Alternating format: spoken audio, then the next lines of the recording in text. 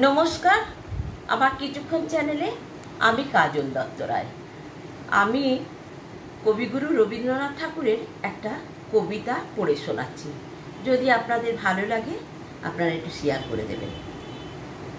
পূজারিণী।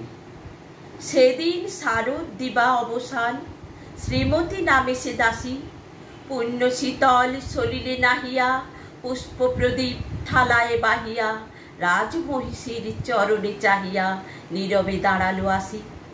শিহরি সবায়ে মহিষী কহিলা, এ কথা নাহি কি মনে, অজাত শত্রু করেছে রটনা, স্তূপে যে করিবে অর্ঘ রচনা, শুলের উপরে মরিবে সেজনা, অথবা নির্বাসনে। সেথা হতে ফিরি গেল চলি ধীরে, বধূ অমিতার ঘরে, সম্মুখে রাখিয়া স্বর্ণ মুকুর, বাঁধিতেছিল সে দীর্ঘ চিকুর, আঁকিতেছিল সে যত্নে সিঁদুর, সীমন্ত সীমা পরে।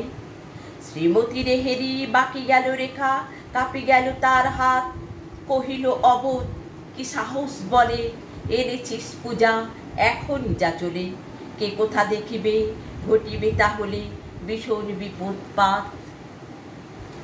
অস্তরবীর রশ্মি আভায় খোলা জানালার ধারে, কুমারী শুক্লা বসি একাকিনী, পড়িতে নিরত কাব্য কাহিনী, চমকি উঠিল শুনে কিঙ্কিনী, চাহিয়া দেখিল দ্বারে। শ্রীমতীরে হেরি পুঁথি রাখি বুমে, দ্রুত পদে গেল কাছে, কহে সাবধানে তার কানে কানে, রাজার আদেশ আজকে না জানে, এমন করে কি মরণের পানে ছুটিয়া চলিতে আছে।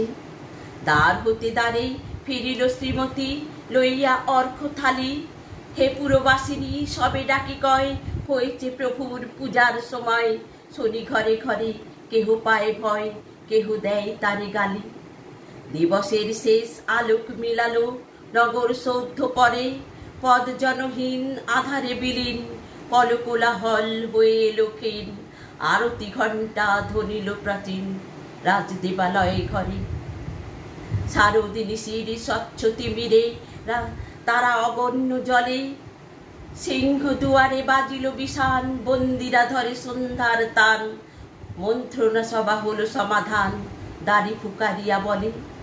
এমন সময়ে হেরিলা চমকি, প্রাসাদে প্রহরী যত, রাজার বিজন কানন মাঝারে, স্তূপ পদমূলে গহন আধারে, জ্বলিতেছে কেন যেন সারে সারে প্রদীপ মালার মতো।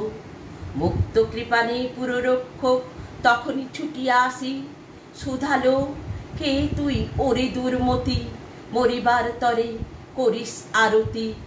মধুর কণ্ঠে শুনিল শ্রীমতী, আমি বুদ্ধের দাসী।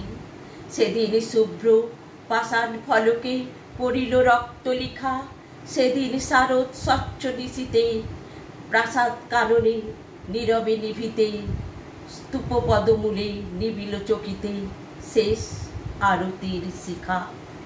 হয়েছে।